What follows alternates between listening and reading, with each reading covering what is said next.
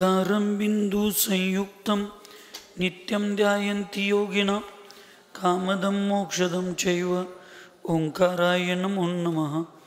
अविरल शब्दगणो प्रक्षालित सकल भूतल कलंका मुनिविरूपा सिद्धीर्था सरस्वती हर्तनोद्वृत्तम् अज्ञानतिमिरां ध्यानं ज्ञानाञ्जनशलाकया चक्षुरुन्मीलितमेन तस्मै श्रीगुरुवे नमः। श्री परम गुरुभ्यो नमः। परंपराचार्य गुरुभ्यो नमः। सकल कलुष विध्वंसकं श्रेयसां परिवर्धकं धर्म संबंधकं भव्य जीवमन प्रतिबोधकारकमिदं इदं शास्त्रं श्रोतारः शास्त्रं श्री मूलाचार प्रदीप नामदेवस्य मूलग्रंथकर्तार श्री सर्वज्ञ देवा सुदूत्र ग्रंथकर्तार श्री गंधर्देवा प्रतिगंधर्देवा तेषामुच्चानुसार मासाद्य सकल कीर्ति आचार्येण विरचितम् इदं शास्त्रं श्रोतार सावधानतया शृण्वन्तु। मंगलं भगवान् वीरो मंगलं गौतमो गनि मंगलं कुन्दकुन्दाद्यो जैनधर्मोऽस्तु मंगलं सर्वमंगलमाङ्गल्यं सर्वकल्याणकारकं प्रदानं सर्वधर्माणां जैनं जयतु शासनं वंदे विद्यासागरं वंदे सन्मति।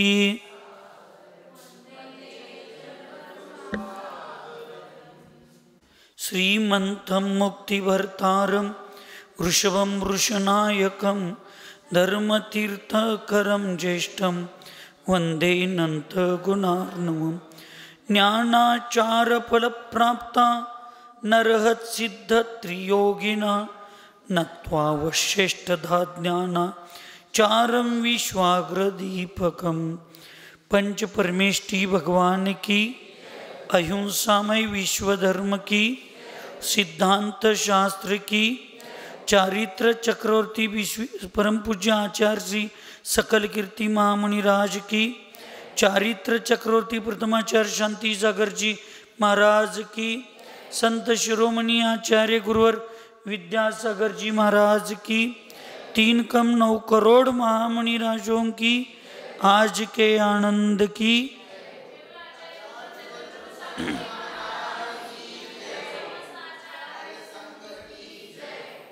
सगळ्यात प्रथमतः आज आपण सगळे समदुःखी आहोत।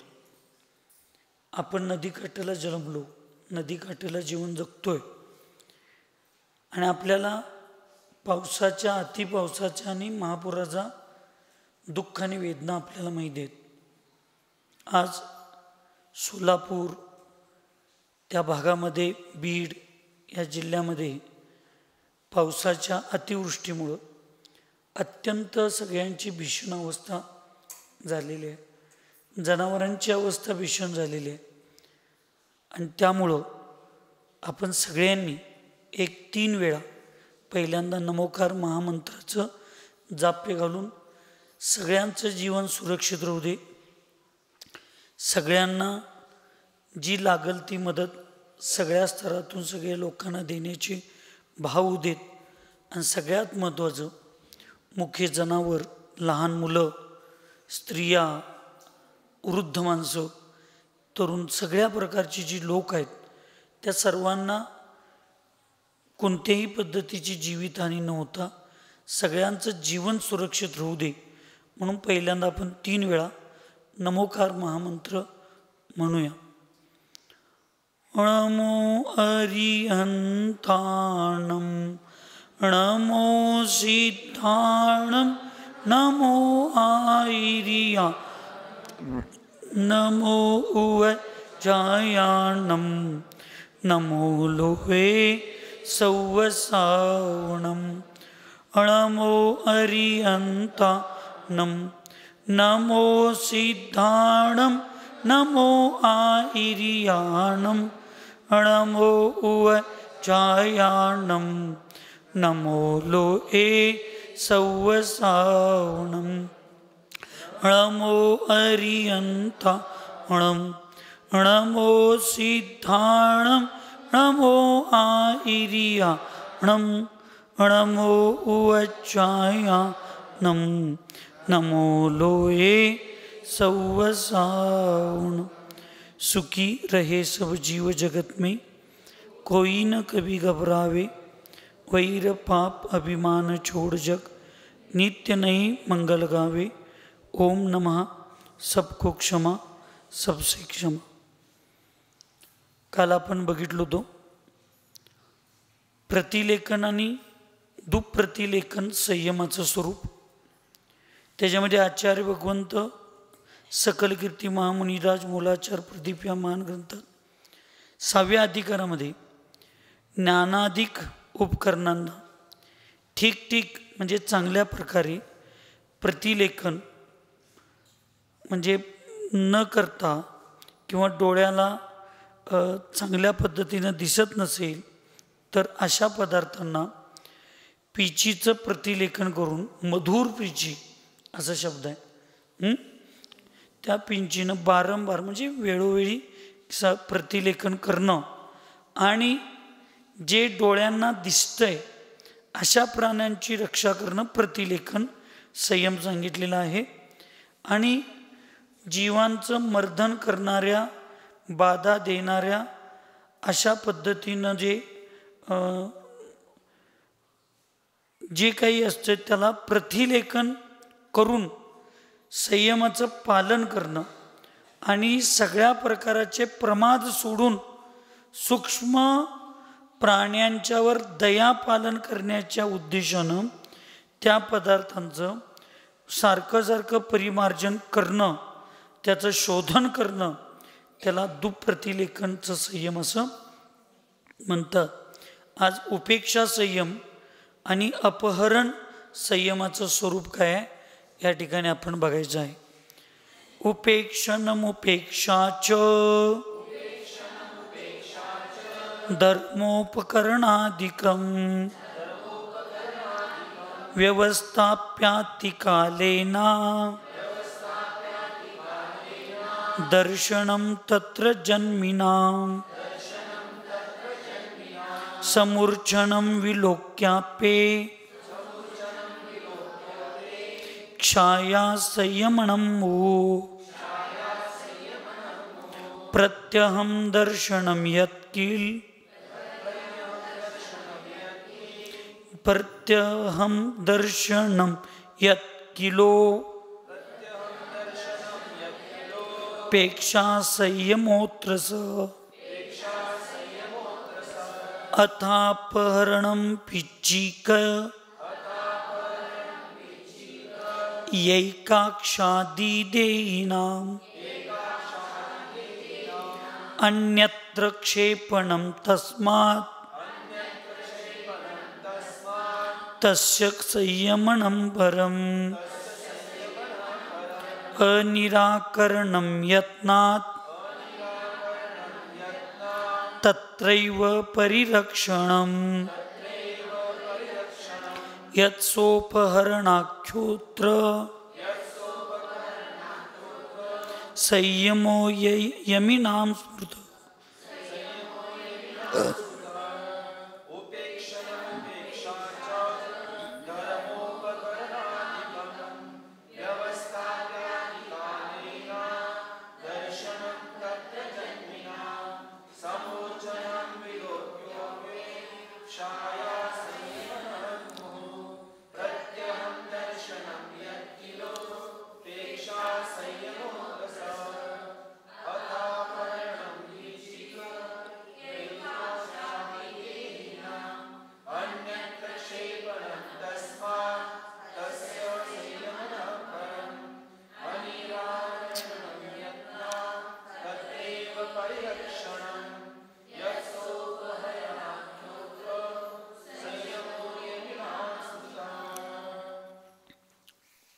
संयम में मन न लगाना उपेक्षा आहे।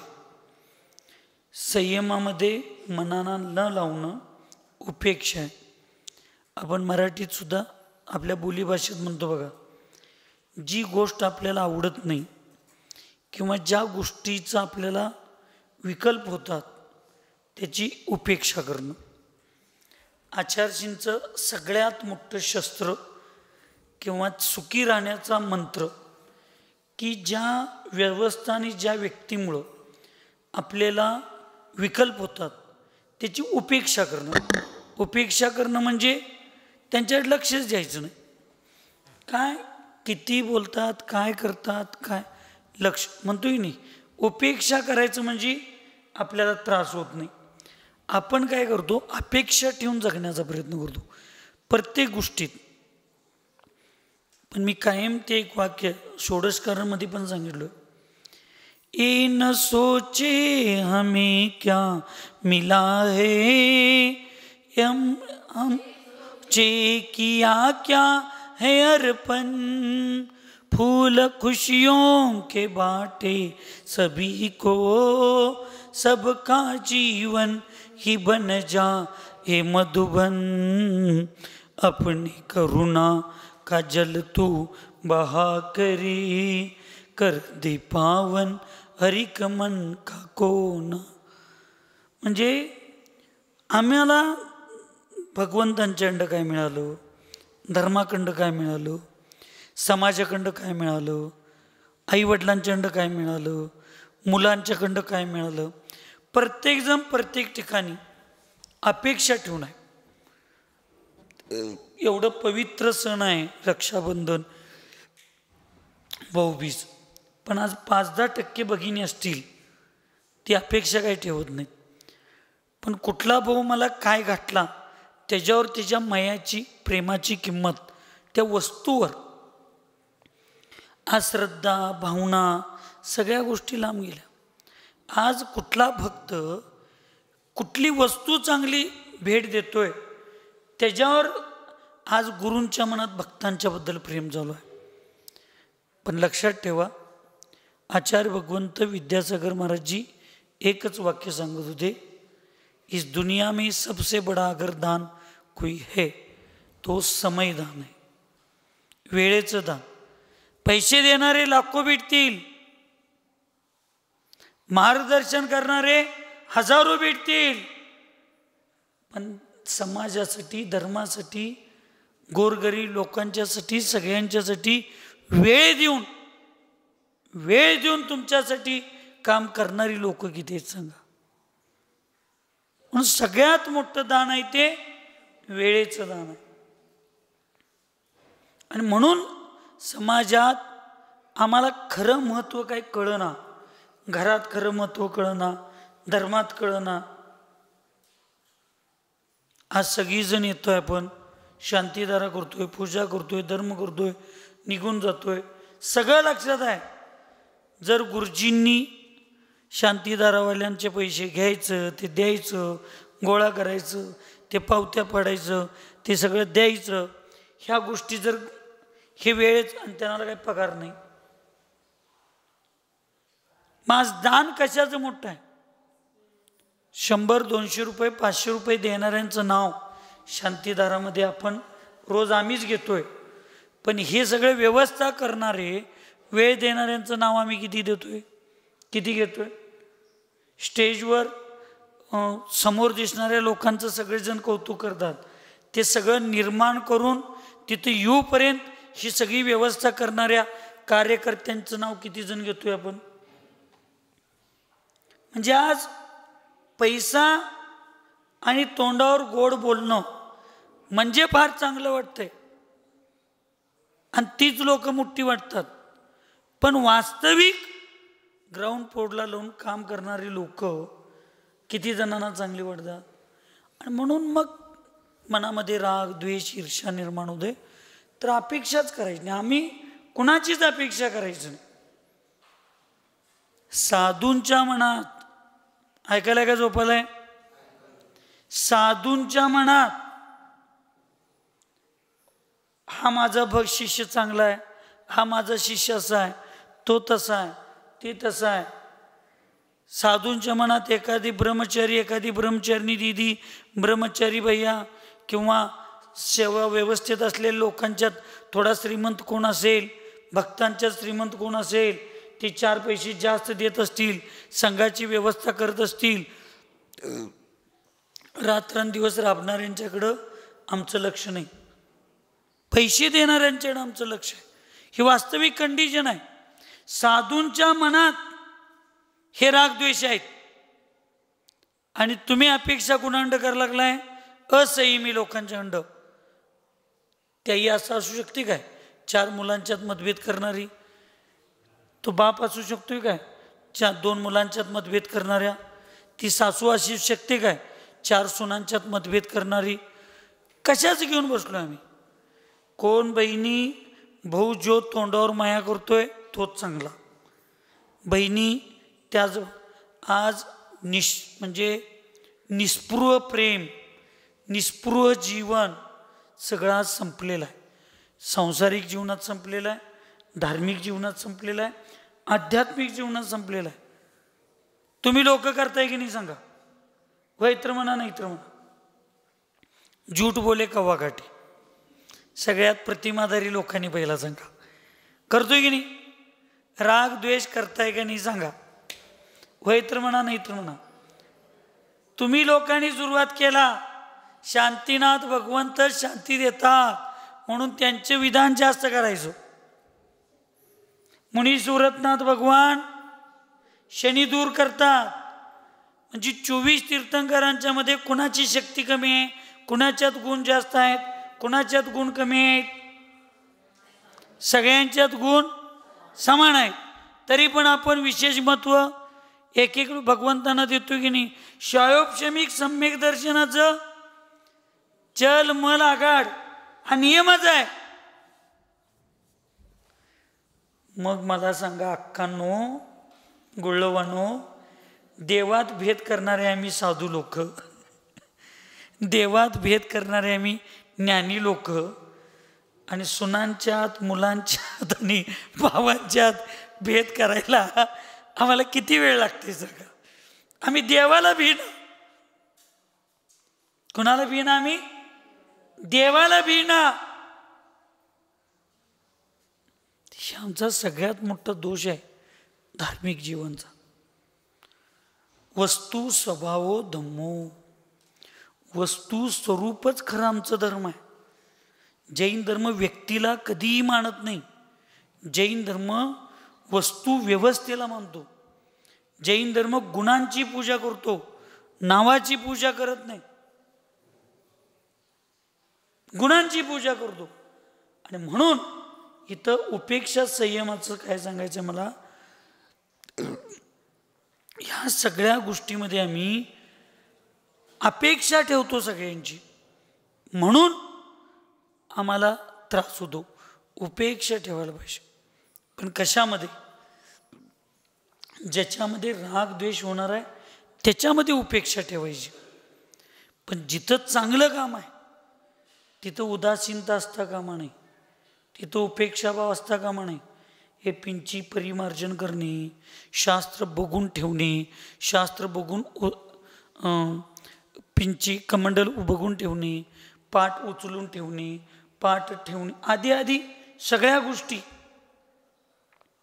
सगळ्यांच्या गोष्टीमध्ये तिथं आहे. तिथं उदासीन व्हायचं नाही, तिथं आळशी व्हायचं नाही. आळशी पाप कर्मात व्हायचं आहे, उदासीन रागद्वेषाच्या गोष्टीत व्हायचं आहे, बाकीच्या गोष्टीत नाही. म्हणून तर समाधी घेताना गुरूंना दुसऱ्यांच्या संघात जाऊन समाधी घ्यायला सांगितलं. का? आपल्या शिष्यांच्या मध्ये रागद्वेष होता कामा नये. हे धर्मात्माचं पहिलं लक्षण आहे. पण आपल्याला ते कळत नाही. म्हणून संयमाबाबतीत उपेक्षा म्हणजे मन लावायचं नाही असं नाही. धर्मात आपलं मन लागलं पाहिजे, क्रियेत आपलं मन लागलं पाहिजे. चांगल्या धार्मिक क्रियेत कुठलीही गोष्ट करताना आनंदपूर्वक उत्साहपूर्वक केली पाहिजे. पर की पीडा स्व की करुणा की परीक्षा लेती आहे. आचार्यांनी सांगितलं, दुसऱ्याचं दुःख बघितल्यानंतर स्वतःच्या हृदयात किती करुणाभाव आहे त्याची परीक्षा आहे. म्हणून आमच्या आहारामध्ये येणाऱ्या उशी मुंगी काय असतात त्यांचं आमचं काय नातं आहे? पण साधू अंतराय का करतात? तिथं तो कुठल्या गतीचा जीव आहे बघत नाहीत, तो उपकारक आहे का अपकारक आहे ते बघत नाहीत. जर महाराजांना आहार करायला लागलेत आणि एक ढास येऊन चावा लागलाय आणि सुशांत काय भाव जरी त्याचे चांगले असले पण सुशांतचा हात नाही, हातोडा आहे, असा मोठा हात आहे आणि त्या ढासला काढायला गेला आणि ढास मेलं आणि ते साधूंच्या लक्षात आलं तर साधू अंतराय करणार काय करणार नाही. का बरं? काय तो पाहुणा हाय, काय मेहुणा हाय ढास, सुशांतनं किती चांगल्या भावनेनं केलाय तरी पण साधूला त्याच्याशी काहीही संबंध. साधू फक्त जीवद्रव्य बघतात. साधू काय बघतात? जीवद्रव्य. मग एका ढासाला त्रास होऊ नये, एका मुंगीला त्रास होऊ नये, ज्याच्याशी आपला ना गतीचा संबंध आहे ना जातीचा संबंध आहे, कशाचाही संबंध नाही, त्याच्यावर एवढे आम्ही करुणाभाव करतोय. पाणी गाळल्यानंतर त्याचे जीवाणू सोडलं नसलं तर एक एक प्रतिमादारींना, एक एक ब्रह्मचार्यांना किती राग येतोय, किती वाईट वाटतोय. हिंसा की हिंसा की हिंसा की. आणि आपल्याच साधर्मींच्या बरोबर आम्ही वागताना न दिसणाऱ्या जीवांची एवढी हिंसा कळते आणि साधर्मींच्यावर वागताना का कळत नाही? म्हणजे प्रत्येक ठिकाणी ना जात, ना गती, ना धर्म, कुठलाही भेद न ठेवता जीवद्रव्य याच्यावर करुणा करत असताना तिथं संयमाचे भाव नसणे म्हणजे हे धर्माच्या विरुद्ध जीवन आहे. याला उपेक्षा म्हणतात. असं करून चालणार नाही, असं करून चालणार नाही. आपल्याला ते समजावून घ्यायला पाहिजे.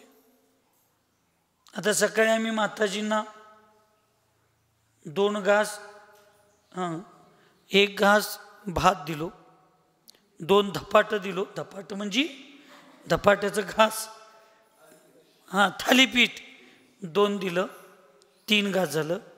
1 बहुतेक भाकरीचा घास दिलो, नाही गुळवा, तेच घे. संयमामध्ये मन पाहिजे. भाकरीचा 1 घास दिला, 4 घास दिला. मग त्या मुगाच्या डाळीच्या खिरीचा 1 घास दिला. तसं मुगाची डाळ धान्यामध्ये येतं नाही. मग माताजीने अनेक घास धान्याचा घ्यायला पाहिजे होता पण घेतल्या नाही. मग उद्या माताजी स्वतःला एवढं व्यवस्थित समजावून घ्यायला लागलेत. जर मुगाचा एवढा खिरीचा घास मी खाल्लो डाळीचा आणि तो धान्यात येत नाही म्हणून जर परत भाकरी खाल्ली तर उद्या मग धान्य त्याग झाल्यावर मुगाची डाळ कुठं खिरीत धान्यात येत्या, मुगाची डाळ कुठं धान्यात येत्या, म्हणून त्याचे घास खायला चालू केलं तर चालल. आम्ही घ्या म्हणलो तरी पण माताजी घेतल्या.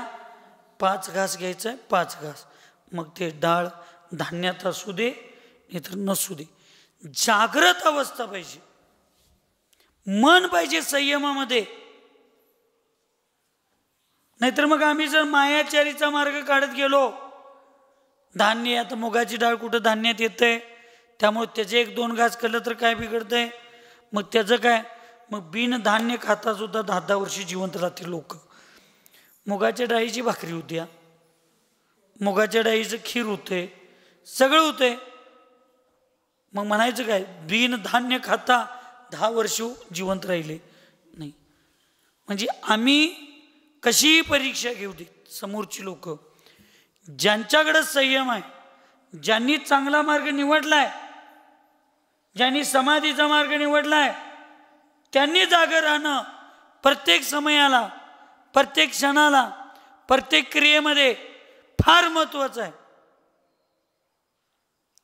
माताजींची संयमामध्ये मन लागले, त्यांची प्रत्येक गोष्ट संयमाकडे लक्ष आहे. साध्या साध्या गोष्टीत सुद्धा ते आज तेलाचा त्याग आहे, आज तेलाचा त्याग असतो ना, वारवृत्तामध्ये त्याला जा. पण माताजी विचारलं लगेच. आता त्यांना माहिती आहे, स्वतः आचार्य महाराज पुढं बसून शोधन करून द्यायला लागले. सगळ्या प्रतिमाधारी लोक आहेत, माहिती आहे. आता एवढी सगळी आहेत आणि काय विचारत बसायचं आहे म्हटल्या त्या नाही. त्यांनी भाजी समोर आल्यावर विचारलं, याच्यात तेल आहे काय? खुणवून विचारलं म्हणजे तोंडानं नव्हं, यात काय घातलं विचारलं. म्हणजे सगळी शोधन करून द्यायला लागलेत. आता आचार्य शोधन करून देतात. माझा 1 दिवस आहार, 1 दिवस उपवास आहे. ते पण 5 घास आहेत आणि 1-2 खातील, एकदा घेतील, आता परत 4 घास चालू होतील. म्हणून द्या लागल्यात. कशाला शोधन करायची? एवढी सगळी शोधन करून द्यायल्यात म्हणून घेतात ते कधी. प्रत्येक घास भात गाठल्यावर पहिला शोधन करणार, भाजी गाठल्यावर एकदा शोधन करणार, ते खोबऱ्याची चटणी गाठल्यावर एकदा शोधन करणार. सगळं शोधून करून खातात. संयमामध्ये मन लागलं पाहिजे, आपल्या क्रियेमध्ये उत्साह असला पाहिजे, आनंद असला पाहिजे. पळवाट कारणवाट शोधता कामा नाही. म्हणून ते सांगितलं संयम में मन ल लगाना उपेक्षा है. धर्मोपकरणों को रख कर बहुत दिन तक भी उनको न देखा हो तो उनमें उत्पन्न हुए समूर्छन जीवों को देखकर उपेक्षा का संयमन व निग्रह करना, प्रतिदिन बार बार उसे देखना उपेक्षा संयम कहलाता है. हां, उपेक्षाचा अर्थ काय? दोष आहे. संयमामध्ये म्हणणं, तुमच्या धार्मिक क्रियेत म्हणणं लागणं म्हणजे उपेक्षा. तुम्ही एखाद्या व्यक्तीकडं दुर्लक्ष करणं म्हणजे काय करणं आहे? त्याची उपेक्षा करणं. हे करू नका म्हणून सांगायला लागले त्यांनी.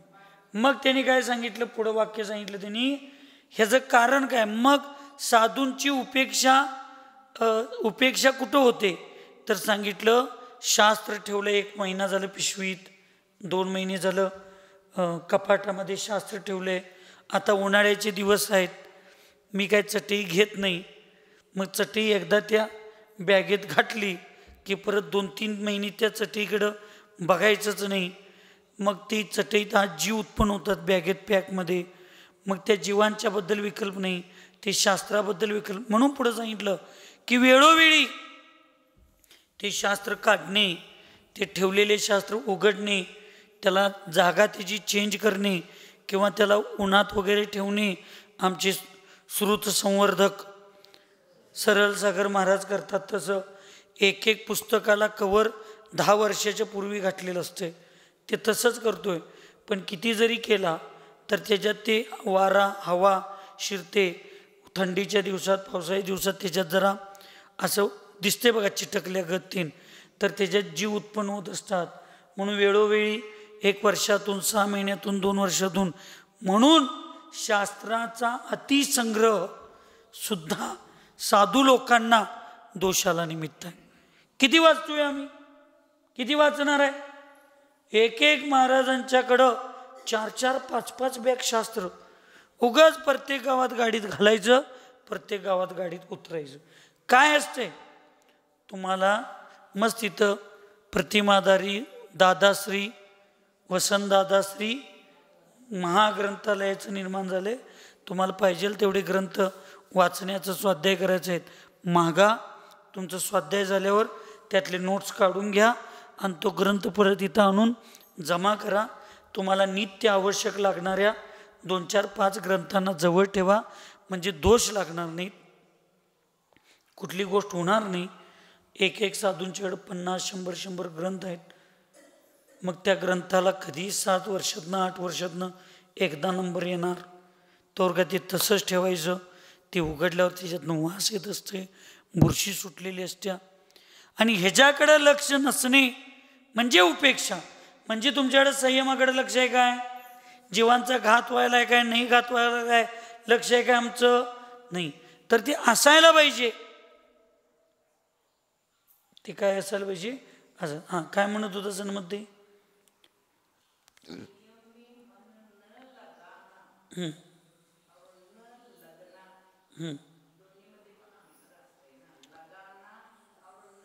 लग्न म्हणजे तुम्ही जाणून बुजून जे लावत नाही त्याच्यात लगाना झालं.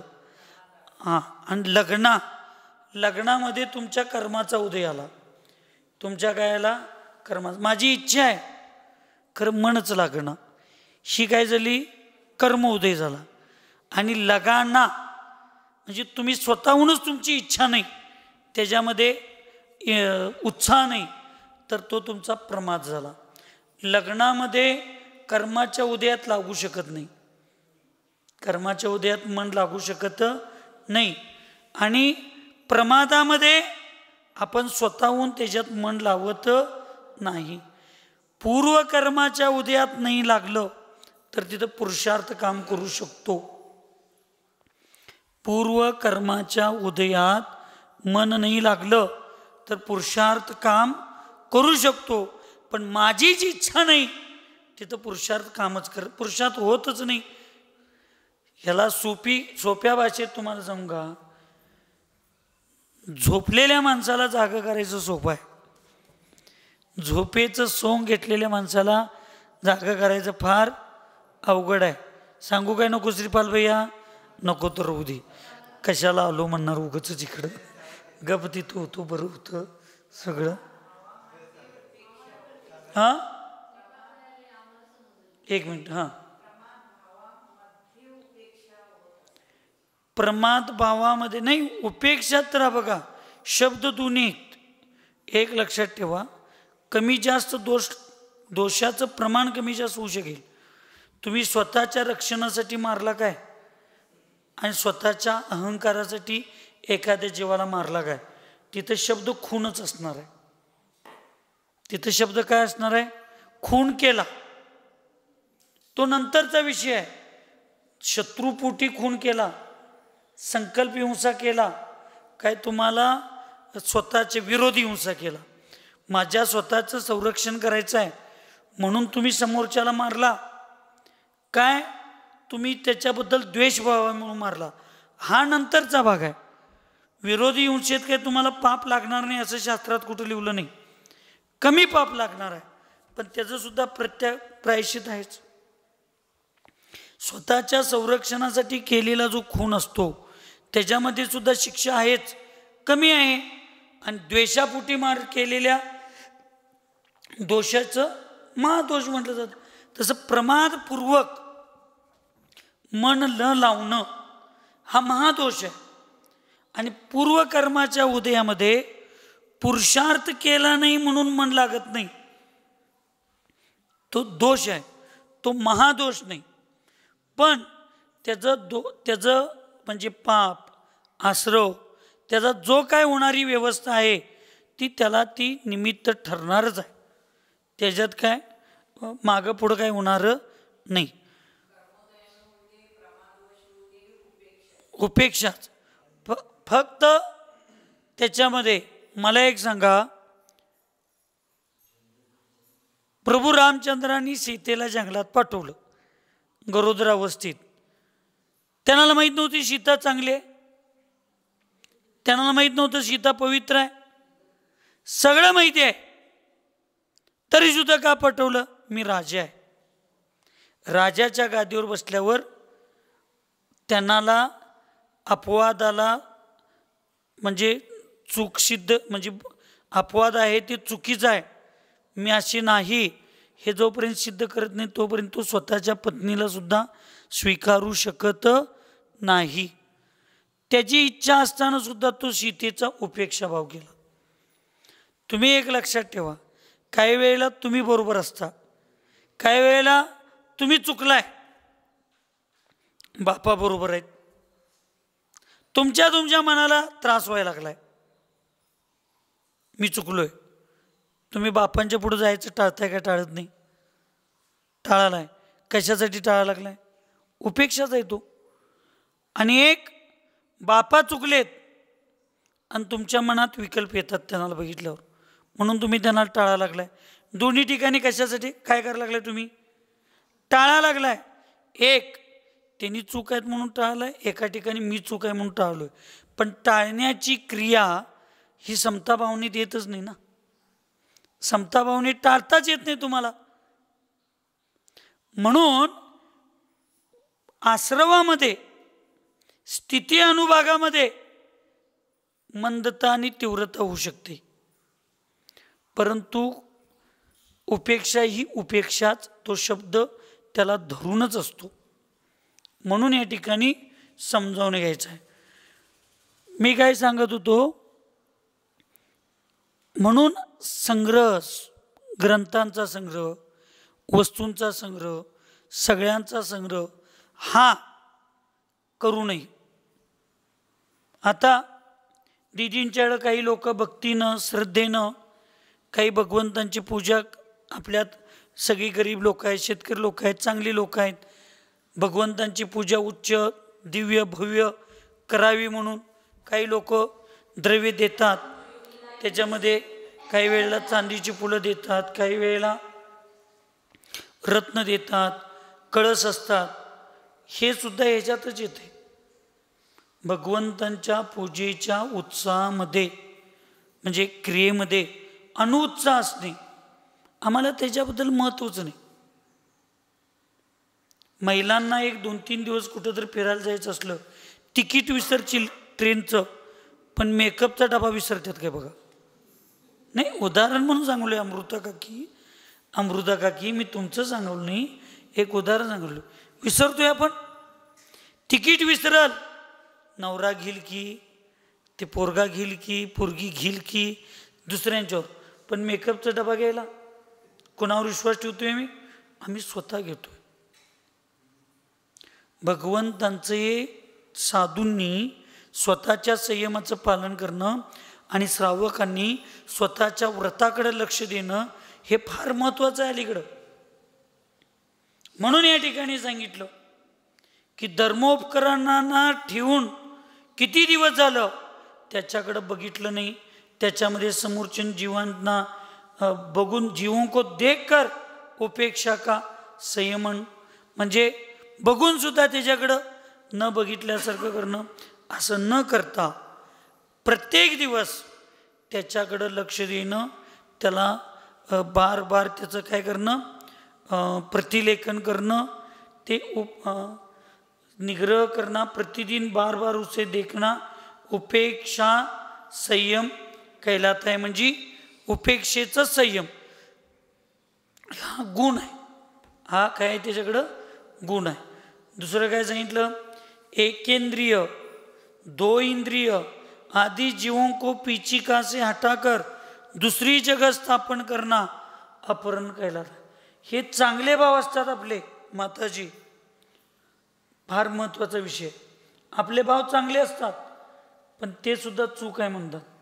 आपल्या पुढं एखादी मुंगी आली, जीव आलं की आपण काय करतोय, पिंचीनं काढतोय. पिंचीनं त्याला काढायचं नाही, आपली जागा बदलायची, पण त्याला त्याच्या जागेवरनं त्याच्या मूळ गंतव्यापासून त्याला वेगळं करायचं नाही. समजा ते समोरचे जीव आहेत, ते गाई बाप असं काही नातं तिथं नाही, तरी ते त्याच्याकडं खाण्या पिण्याची त्याला सगळ्या संज्ञा आहेत. आहार संज्ञा आहे, भय संज्ञा आहे, मैथून संज्ञा आहे, एकेंद्रिय दोन इंद्रिय तीन इंद्रिय चतुरिंद्रिय सगळ्या प्राण्यांना मैथून संज्ञा असते, परिग्रह संज्ञा असते, एकेंद्रियला सुद्धा असते. एकेंद्रिय जर पूर्वीचा एखादा शेठ माणूस, पैशाची आसक्ती असणारा माणूस जर एखाद्या ठिकाणी धन पुरून ठेवला असेल आणि त्या धनाच्या काळजीमध्ये जर तो मेला, तर त्रियंच प्राणी होऊन साप बीप होऊन तिथं तो राहतो. त्याच्यापेक्षा पुढे जाऊन एकेंद्रिय होऊन त्या आजूबाजूला कुठं तर त्याचा वृक्ष होऊन जन्मला तर त्याची मुळं बघा त्या संपत्तीच्या तिकडं ते जातात. ही चारी प्रकारची संज्ञा असते. आणि म्हणून त्या जीवांना आपण पिचिकेनं बाजूला करणं म्हणजे त्याच्या विराधना केल्यागत आहे, तिची त्याला त्रास दिल्यागत आहे, आणि म्हणून ते करायचं नाही. हा भाग वेगळा. रस्त्यावरचं विषय वेगळा आहे, रस्त्यावर तुम्ही गोगल घे. पण एकदा चर्चेमध्ये असं आलं, समजा ते मूळ गंतव्याला चाललं असेल, मग तुम्हाला यदा कदाचित त्याला बाजूलाच काढायचं आहे, गोगलगाई आहे काय आहे, तर निदान त्याचा चेहरा ज्या दिशेला आहे त्या बाजूला तर नेऊन ठेवा. म्हणजे आता एक जीव चाललाय पूर्वेकडं, कुठं चाललाय, आणि तुमचे भाव चांगले आहेत, गाडीच्या चाकाखाली त्याची हिंसा होणे, मरू नये, काही ना काहीतरी चांगले भाव आहेत, आणि तुम्ही त्याला काढला आणि परत पश्चिमेच्या बाजूला ठेवला रस्त्याच्या. म्हणजे अगोदर त्याचा प्रवास एवढा झाला आहे, त्याला पुढं जायचं आहे, आणि तुम्ही त्याला काय केला, म्हणजे तेल संपल्याशिवाय मी जेवणार नाही म्हणणाऱ्या त्या नवऱ्याच्या बाबतीत त्या बायकोचं भाव चांगलं होतं, पण त्याला माहीतच नव्हतं. त्याचा नियम असा आहे. म्हणून तो धार्मिक माणूससुद्धा पाण्याच्या आकुलतेमध्ये मरून तो बेडूक झाला. तसं त्या जीवाला तुम्ही परत विरुद्ध दिशेला नेऊन सोडला, तर त्यानं तेवढं पुरुषार्थ परिश्रम केला आहे, त्याचा आम्ही काय केलो, व्यर्थ झालं. म्हणून किमान त्या दिशेला तर नेऊन सोडा तुम्ही, असं त्याचा अर्थ होतो. नसेल तर त्याच्यामध्ये असं करायचं नाही. म्हणून आचारशी कधीही स्वतःहून खिडकी लावा, दरवाजा लावा. आता ते अप्रमादी माणूस सुद्धा, त्यांना रात्री झोप लागायचं अवघड आहे, दिवसाचा तर विषयच नाही. आम्हाला दिवसा झोप आवरत नाही, बरोबर आहे की नाही सुशांत, रात्रीचा तर विषयच नाही. म्हणून आम्ही दरवाजा लावा, खिडक्या झाका, हे करा ते करा. आजच्याशी कधी नाही. त्यांच्या त्यांच्या स्थानावर त्यांनी सामायिक स्वाध्याय, प्रतिक्रमण, जग येऊ दे, जग जाऊ दे. गटरीतल्या कमळ फुलागत आचार्यांचं काम होतं. सगळ्यांच्या मध्ये राहून त्यांनी स्वतःला कोणालाच लावून घेतलं नाही, एवढं पवित्र होते ते. आम्ही एक एकदा चतुर्दशीचं ते प्रतिक्रमण चालू असताना अर्धा अर्धा पाऊण तास त्यांच्यापासून 10-15 फुटावर येऊन बसलेलं सुद्धा आम्ही बसायचं सोडा, साधू येऊन बसलेलं त्यांचे लक्ष नसायचं. एकदा पुस्तकात त्यांचे डोळे आणि बुद्धी गेली की त्याच्यातनं बाहेर नाही. कशाला मग लागतंय काय, कशाला येते, कुठल्या जीवाला पिंचीनं परिमार्जन करा, हे करा ते करा, काही नाही. शांत. एवढ्यासाठी साधूंनी ढास बसल्यानंतर उठवायचं सुद्धा नाही म्हणून सांगितलं. तुम्ही पहिलाच बसू नये म्हणून व्यवस्था करा, पहिलाच बसू नये म्हणून व्यवस्था करा, खरं ते सेंट लावून यायचं नाही इथं. पण बसलं उठवता येत नाही. आचार्यांना एकदा 105 ताप होता. किती? 105 ताप, 3-4 दिवस कंटिन्यूस. आणि जिथं राहत होते तिथं ढास एवढे, तुमच्या गावात माणसं कमी असतील ह्याच्यापेक्षा ढास तेवढे, तिथं एवढे ढास होते. पण आचार्यांनी कधी विकल्प केला नाही. सेवा कशी करायची असत्या त्याचे एक उदाहरण मी तुम्हाला सांगायला लागलो. ऐकायलाय? हम न सोचे हमें क्या मिला है, हम ये सोचे किया क्या है अर्पण. 2 मिनिटं झाडू घेऊन 3 वर्ष ॲडव्हर्टाईज करणारे नेते फार आहेत आज. 2 मिनिटं झाडू घेऊन 3 वर्ष ॲडव्हर्टाईज करणारे नेते फार आहेत. पण गाडगे बाबांनी आयुष्यभर दुसऱ्यांची घरं लुटली, पण त्यांचा फोटो एक सुद्धा कुठं लावला नाही, काढला नाही. आणि त्यांनी लोकांच्याकडं अपेक्षा सुद्धा केली नाही. त्यांनी एवढं काम केल्यानंतर त्यांना लोक जेवायला देणार, तर जेवायला दिल्यानंतर आत्ता मला लागतंय की ती 1 भाकरीची भूक आहे, तेवढी 1च भाकरी घेणार. दुसरं कोण तर द्यायला लागलं तर बाळ आता माझं पोट भरतं एवढ्यानं, मला दुसऱ्या वस्तूची काही गरज नको म्हणतात. आता झाडू घेऊन ॲडव्हर्टाईज करणारी नेतं देशाला आणि राष्ट्राला एवढं झाडा लागल्या, पुढच्या 10 पिढ्या यांच्या बसून खाल्ल्या तरी संपणार नाही, एवढं खात्यात तरी पण गाडगे बाबाचा आदर्श घेतात. काय आदर्श असलं नाही लक्षात. आम्ही काय करतोय त्याची अपेक्षाच ठेवायची नसते. आणि तुम्ही आम्ही सुद्धा अपेक्षा ठेवून प्रत्येक गोष्टीत साधूंची सेवा अपेक्षा, भगवंतांची पूजा अपेक्षा, नुसता अपेक्षा आहेत. अपेक्षा असू देत मोक्ष मार्गाच्या, पाप नाही, पण संसार मार्गाच्या अपेक्षा असल्या तर. मग आता त्या डॉक्टरांनी सांगितलं आचारशीना ढास चावून चालणार नाही, राव आजार वाढेल, ताप वाढेल, आचारशी औषध घेत नाहीत, काय करत नाहीत, मग काय करायचं? 2 दिवस सगळ्यांची बुद्धी काय चाललं ना, ह्यानी काय ढास मारून देणार नाही, म्हणजे काढून देणार नाहीत, चारून देणार नाहीत, काय नाहीत, शांत बसणार. मग विद्वान आले, विद्वान, आणि त्यांनी आचारशी झोपल्यावर मच्छरदाणी लावा लागले. काय लावा लागले? मच्छरदानी. आचारशी निकालो, क्या है ये? आचारशी आपके धर्म का पालन कर रहे, हमारे धर्म का पालन मच्छरदानी से होगा? मच्छरदानी साधु की कोई व्यवस्था है? आचार्य आपके लिए मच्छरदानी नहीं लगा रहे, फिर आपने जीवन भर कभी किसी जीवों को दुख नहीं दिया, आपने कभी भी जीवन में किसी जीव को पीड़ित नहीं किया, और आज आपके हाथ से बहुत बड़ा पाप होने जा रहा है, और आपके जैसे साधु को हम पाप लगने नहीं देंगे. आचार्यच्या माणसाला साधूंना त्या विद्वानानं बुचकड्यात टाकला. मेऱ्याची पाप हो रहा है. आचार्य म्हणले हो कैसे? आचार्य आपके शरीर में इतना बुखार आ गया है, आपका खून अब खून नहीं रहा, वो जहर बन गया, और इतने मच्छर आपका खून पीने के बाद वो कैसे जीवित रह सकते? उस मच्छरों को सुरक्षित रखने के लिए, उनकी हिंसा को रोकने के लिए, और उससे आपको पाप रोकने के लिए हम एक कार्य कर रहे. अगर आपको उन जीवों के प्रति कोई दया नहीं है तो हम नहीं निकालो भैया मच्छरदानी. आचार्य गप्प बसले, काही बोलले नाही, रोक लिया.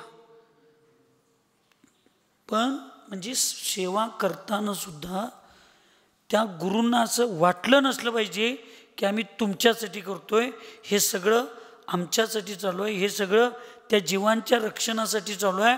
ही गुरूंच्या समोर मांडताना भूमिका निस्पृह वृत्तीनं ठेवली पाहिजे, निस्पृह वृत्ती असली पाहिजे. म्हणून कुठल्या जीवाला किंचिनं त्याच्या मार्गामध्ये अवरोध करायचं नाही, त्याला अडवायचं नाही, त्याला काय करायचं नाही.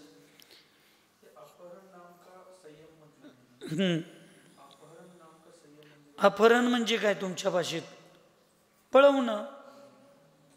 मग तुम्ही काय करलाय? त्याला ह्या जागेवरनं दुसऱ्या जागेवर तुम्ही त्याला करायला लागलाय. त्याचं त्या अपहरण न करणं म्हणजे संयम, म्हणजे त्या जीवाला इकडून तिकडं ठेवण्याचे, सारण्याचे भाव न करणं. वाचायचं, एक इंद्रिय 2 इंद्रिय आदि जीवों को पीछिका से हटाकर दूसरी जगह स्थापन करना अपहरण कहलाता है. उसका संयमन करना किंवा निग्रह करना म्हणजे ते सोडणे.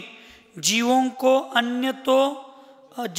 न तो अन्यत्र स्थापन करना, न जाने से रोकना, प्रयत्नपूर्वक वहीं पर उनकी रक्षा करना. ह्याला काय म्हणायचं? अपहरण नामका संयम. म्हणजे अपहरण न करणे, त्याला इकडून तिकडं न ठेवणे, त्याच्या जागेला बदल न करणं, ह्या सगळ्या गोष्टी करणं म्हणजे काय? संयम. अपहरण न करणे म्हणजे अपहरण संयम असा त्याचा अर्थ होतो. म्हणून कुठलीही गोष्ट अशी. मग मला एक आता सांगा, म्हणजे मला पण ते कळलं नाही अजून, आणि मला आजपासून आत्ता तर मला कळलं, पण अजून किती जणांना कळले काय नाही मला माहीत नाही. मग साधा आम्ही एखाद्या जीवाला इकडून तिकडं सारू शकत नाही. मग हे पाठासाठी, हे सिंहासनासाठी, हे जागेसाठी, माझा मी मोठा आहे, मी इथं माझी जागा आहे, तू का इथं बसलास, तू का तिथं बसलास, ह्याच्यासाठी जे आम्ही व्रती, महाव्रती, आचार्य लोक, ह्या नाही त्या फालतू गोष्टीसाठी आम्ही विकल्प करत बसतोय आणि एकमेकांना जागेवरनं इकडं तिकडं उठवून वादविवाद करून मन दुखवतोय. मग ह्याला अपहरण म्हणता येईल काय नाही? समोरच्या जीवाला करू शकत नाही तर मग एका साधूबद्दल आम्ही कसं करू शकतो? आपला पुण्याचा उदय असेल तर आपल्या जागेला सुरक्षित लोक ठेवूनच बसतील. आपल्या जर पाप कर्माचा उदय असेल तर आपल्या जागेवर दुसरं कोण येऊन बसलं तर बसू देत. कुठं जागा शिल्लक आहे तिथं जाऊन बसायचं. कधीही अपेक्षा करायची नसते, कधीही लहान मोठ्याचा भेदभाव आपण करायचा नाही, कधीही करायचं नाही. आपल्याकडे तसलं काय विकल्पच नसतात. कोणी अन्यथा घ्यायचं नाही, पण कोतीतलं उदाहरण आहे. कोणी अन्यथा घ्यायचं नाही, खरं कोतीतलं उदाहरण आहे. मी इथं आलतो विहार करत आणि एक संघ इथं आलता. ते संघ होता तो मुनी महाराजांचा होता. म्हणून गुरुजींनी प्रवचन करताना पहिला म्हटले, परमपूज्य वीरसागर महाराजजी मार्गदर्शन करते. वीरसागरजी थांबा थांबा, पहिल्या चंद्रपूर सागरांना बोलायला द्या. मग गुरुजी म्हटले नाही नाही त्यांनी मागणं बोलतील. नाही नाही पहिला चंद्रपूर सागर महाराज बोलू देत, मग मी बोलतो.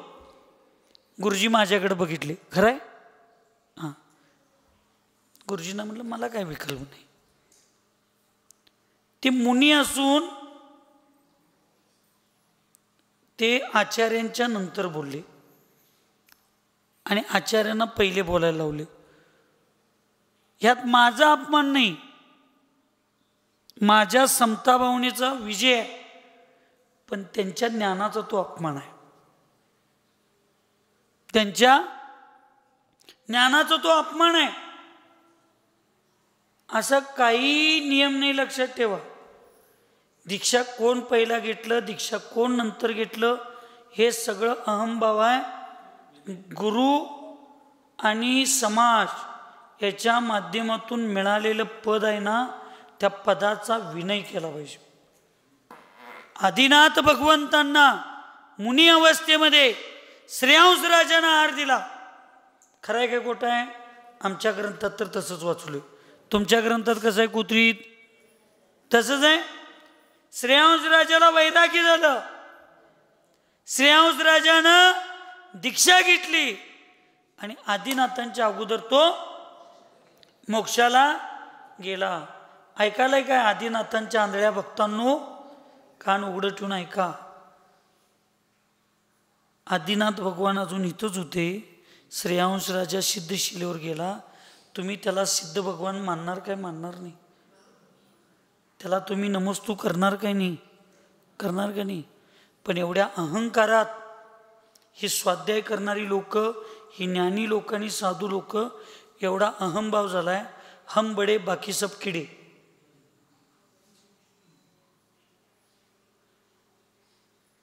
पहिला आम्ही दीक्षा घेतलोय, त्यांनी नंतर घेतल्यात.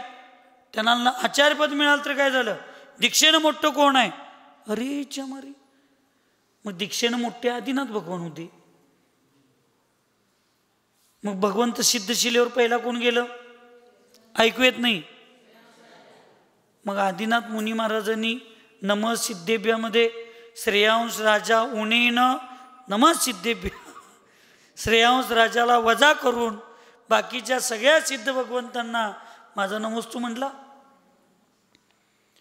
म्हणून जशी संगती तशी मती, आणि जशी मती तशी भविष्यातील गती. आम्ही ज्यांच्याकडे शिकतोय, ज्यांच्याकडे सानिध्यात राहतोय, त्यांच्याकडे ज्ञान किती आहे बघू नका, त्यांच्याकडे विनय आणि संयम किती आहे बघून आम्ही शिकलं पाहिजे. मी कुणाबद्दल तिरस्कारानं बोलत नाही, पण तुम्हीच जर दुसऱ्यांचा विनय करत नसला तर तुम्ही दुसऱ्यांना विनय शिकवणार कसं? मी सांगितलं मला काय विकल्पना हवं, आम्हाला काय कसं पण चालतं, पहिला बोललो तरी चालतंय, शेवट बोललो तरी चालतंय, कारण मला माहिती आहे मला हे सिंहासन सोडूनच समाधी करायची आहे आणि त्याशिवाय माझी समाधी होणार नाही. आमच्या माताजीला जर माझ्याकडे शिकून कळलं असेल गनिनी पद सोडल्याशिवाय समाधी होत नाही हे तुम्हाला कळलं, आणि मीच आचार्य पदासहित मेलो तर मला काय राहणार आहे किंमत? मलाही माहिती आहे सोडायचं आहे, आज नाही उद्या सोडायचं, कधी तर सोडायचं आहे ना, उद्या नाही आज सोडायला लागेल. काय विकल्प करायचा आहे? समाजानं म्हटलं महाराजजी तुम्ही पहिला बोला, बोलतो. आम्हाला निवेदन केल्यानंतर बोलायलाच पाहिजे. पण तेच समडोळीमध्ये माझ्यावर प्रसंग आला, तोच प्रसंग माझ्यावर समडोळीमध्ये आला. उलट्या क्रमानं जायचं ठरलं, उलट्या क्रमानं. आणि पहिला सगळे बोलले, आमचे आचार्य वर्धमान सागरजी बोलले शांतीसागर पुण्यतिथीला, ते आणि कोण अनेकांत सागरजी बोलले, सगळे बोलले. आणि मग माझ्यापाशी मैक आला. मी म्हणलो ज्या आचार्य शांतीसागर महाराजांनी जगाला विनय आणि नम्रता शिकवली, त्या आचार्य शांतीसागरांच्या पुण्यतिथीच्या स्टेजवर मी माझ्या धर्मबंधूंचा, माझ्या मोठ्या आचार्यांचा अभिनय करणार नाही. मी प्रवचन करत नाही, मला प्रवचन करायची इच्छा नाही, डायरेक्ट सांगितलं, सोडून दिलं. लोक म्हणली 10-10, 20-20, 25,000 लोक ज्या मंडपात होती त्या मंडपाच्या सभेला प्रबोधन करण्याचा सुद्धा मोह चंद्रपूर सागरांनी ठेवला नाही. म्हणजे चंद्रपूर सागरांना मैकचा मोह नाही. काय मला विकल्प नाही. मी माझं मोठेपणा सांगावलं नाही, हे या 2 गुरूंनी जर मला शिकवलं नसतं तर मी पण माझ्या मोठ्यांचा अपमान करत फिरलो असतो. इथं तरी पॅक खोलीत झालं, मोठ्या मोठ्या मंचवर पण तसा अभिनय करण्यात आला. आमचे लोक म्हटली महाराजजी आपला अभिनय होत असला तर जायचं टाळलं पाहिजे. साधूंना विनयाने अभिनय असते, समाजाला सुई दोऱ्याचं काम करून समाजाला जोडायचं काम करायचं असते, समाजाला तोडायचं काम साधूंचं असता कामाने.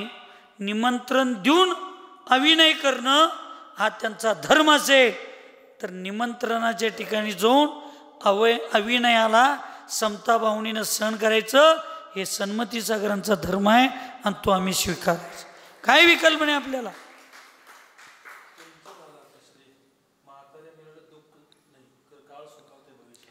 ती काळ सोकावलं तर जन सोकावलंय त्याला त्याचं पाप लागतंय. आमच्यातला समताभाव आम्ही सोड, एक तर जायचं नाही आणि गेलं तर असंयमी लोकांच्या सारखं भांडत बसायचं नाही.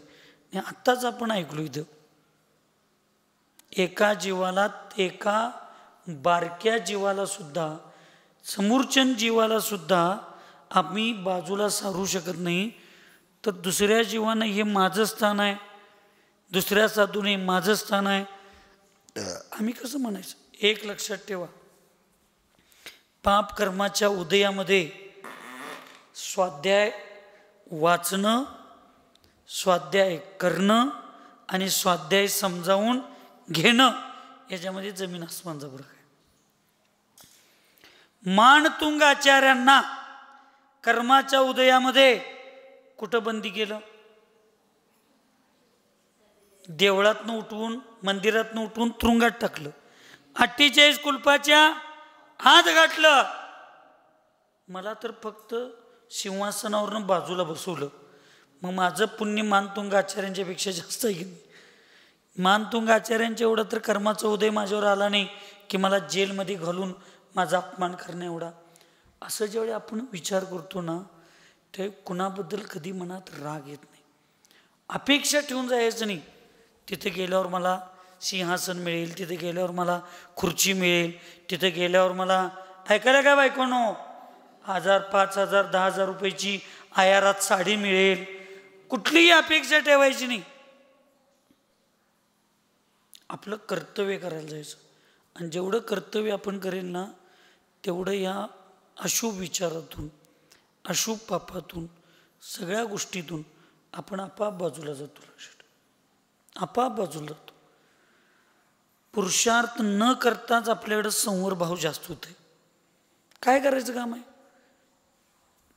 म्हणून मी परवा माताजींना सांगितलो, समाधीचा काल म्हणजे काय?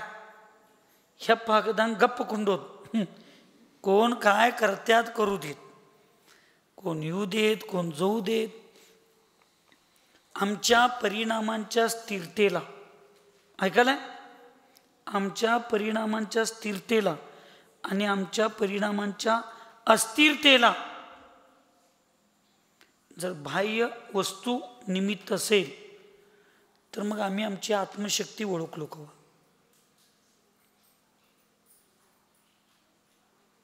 आत्म्यामध्ये भगवान बनण्याची शक्ती आहे. पिंचे आणि कमंडलमध्ये आत्म्याला भगवान बनण्याची शक्ती नाही, ते साधन आहे. म्हणून आचार्यजींचे एक वाक्य आहे, साधन नाही साधना आवश्यक मात्रा बढाओ. साधना म्हणजे साधनात अडकलो आम्ही. ह्याच्याशिवाय एक महाराज जे आहेत अशी पेन धरल्याशिवाय त्यांना बोलताच येत नाही, प्रवचन करता येत नाही. पेन नसल्यावर जी माझं वक्तृत्व पेनामध्ये आधी नाही. दे दनादन लक्ष्मीकांत बेर्डे, लाल रंग दिसला शक्ती गायब. नाही, काय होतं का म्हणे, ज्यांच्या ज्ञानावर विश्वास आहे कसलाही महाराज येऊ दे, असं होतं का म्हणे. म्हणजे माझ्या ज्ञानावर, माझ्या धर्मावर, माझ्या कर्तृत्वावर माझा विश्वास नाही. अत्र अवतर अवतर अर्घ्यम निरोपामिती स्वाहा. जन्म जरा मृत्यू विनाशाय चंदनम निरोपामिती. असं मिसेस निलेश तुम्ही केलाय असं मी म्हणलोय मी माझ्या तोंडाने, तुम्ही असं केलाय म्हणून कवा म्हणलो मी. त्यामुळं ज्ञान आपल्याकडं थोडं असू दे, परफेक्ट पाहिजे. उलट लक्षात ठेवा, परीक्षेत ज्ञान विसरणारा विद्यार्थी, रणांगणात धैर्य विसरणारा योद्धा, स्टेजवर कला विसरणारा कलाकार आणि भक्तीमध्ये विवेक आणि विनय विसरणारा भक्त, यांचं भवितव्य शून्य असते. यांचं भवितव्य शून्य असते. वर्षभर अभ्यास केला आणि परीक्षेच्या वेळी लक्षात राहील नाही. रणांगणात जायच्या अगोदर युद्धशाळेमध्ये 50 जणांना मात करायची ताकद आहे, रणांगणावर गेल्यावर तलवार उचलण्याची ताकद नाही. मग आमच्या ज्ञानाची किंमत काय?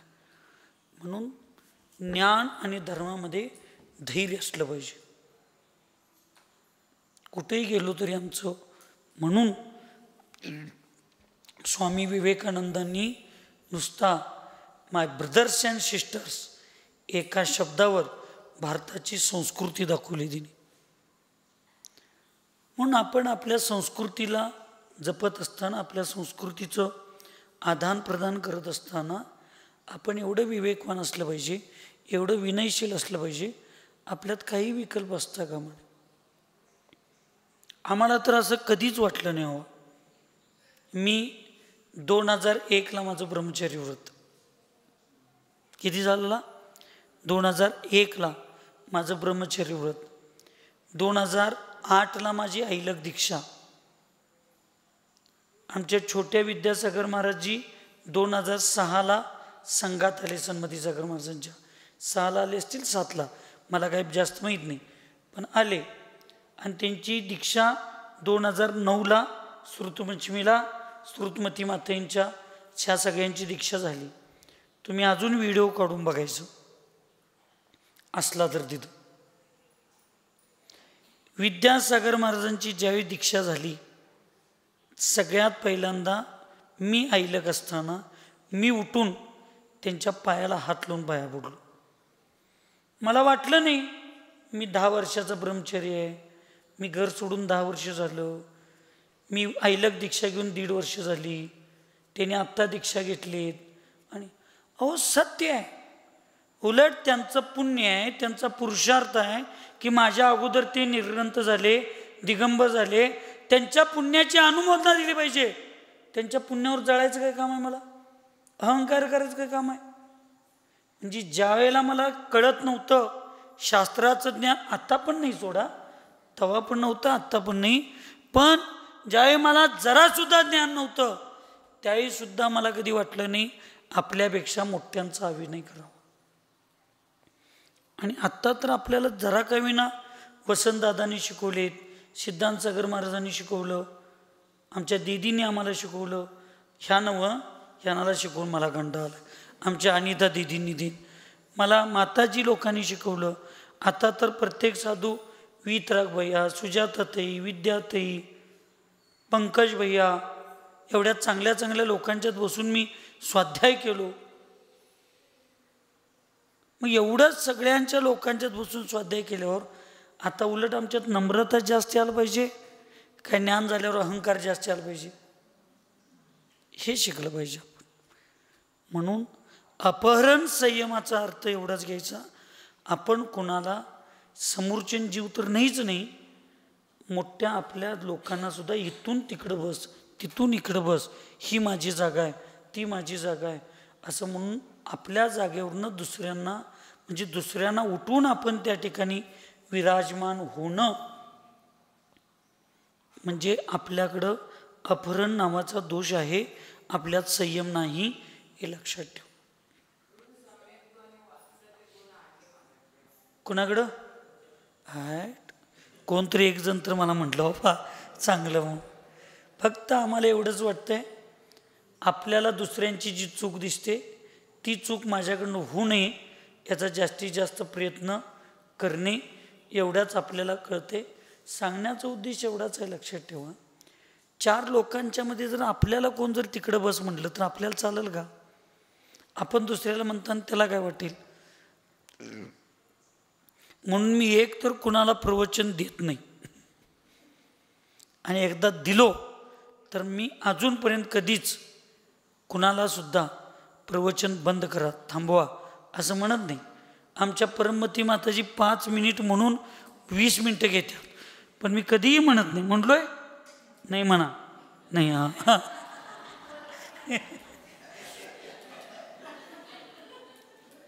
कधीही मी तसं करत नाही.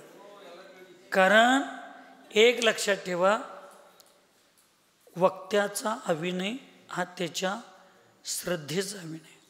महाभारत कशामुळे झालं? ते सगळं झालं, पण सगळ्यात मोठी चीड द्रौपदीचं वस्त्रहरण कशामुळे झालं? अंधे के बच्चे अंधे म्हणले, हा निमित्त 2 नंबरचा आहे, तुमच्या माहितीसाठी सांगतो. अंधे के बच्चे अंधे हे 2 मिनिटानंतरचा विषय आहे. 2 मिनिटं अगोदर ज्या वेळेला त्यांनी शस्त्र उगारलं त्या राज्यसभेमध्ये इंद्रप्रस्थमध्ये, त्यावेळेला द्रौपदीने म्हटली ह्यांचं हातातले शस्त्र काढून घेणं, दुर्योधनाची गदा काढून घेणं, कर्णाचं धनुष्यबाण काढून घेणं, ही सुद्धा त्यांच्यासाठी शिक्षा मोठी आहे, त्यांचे शस्त्र काढून घ्या. ऐका लागलंय? योद्ध्याच्या हातातले शस्त्र काढून घेणे, स्त्रीच्या अंगावरचं वस्त्रहरण करणं, आणि एखाद्या वक्त्याच्या समोरचा मैक काढून घेणं, एखाद्या लेखकाच्या हातातली पेन काढून घेणं, म्हणजे वक्त्याचं मैक, लेखकाची पेन, योद्धाचं शस्त्र काढून घेणं म्हणजे एखाद्या स्त्रीचं वस्त्रहरण केलेल्यासारखा दोष आहे, लक्षात ठेवा. हे मी त्या महाभारतात शिकलो. हिंदू असू दे, पण मी त्या महाभारतात शिकलो. आणि त्यामुळे मी कधीही कुणाला एकतर जाताना सूचना देतोय 5 मिनिटात बोला, पण त्यांचं जर लांबूड लागत गेलं, मी येऊन कधीही कुणाला नको म्हणत नाही. कारण तो अविनय आहे त्या व्यक्तीचा, संपूर्ण मंचच्या समोर अविनय. आपण आपलं 10 मिनिटं कमी करायचं. हे सगळ्यांनी लक्षात ठेवून आपण एकमेकाचा विनय, एकमेकाचा आदर करणं हाच वास्तविक खरा धर्म आहे. तो करण्याचा पुरुषार्थ माझ्यात, तुमच्यात, सगळ्यांच्यात भगवंतांच्या कृपेनं येऊ दे, गुरूंच्या आशीर्वादानं येऊ दे. तसा पुरुषार्थ तुमचा आमचा जागा होऊ दे, एवढीच मंगलमय भावना व्यक्त करून सुखी रहे सब जीव जगत में, कोई कभी न घबरावे, वैर पाप अभिमान छोड़ जग, नित्य नहीं मंगल गावे. ओम नमः. सबको क्षमा, सबसे क्षमा.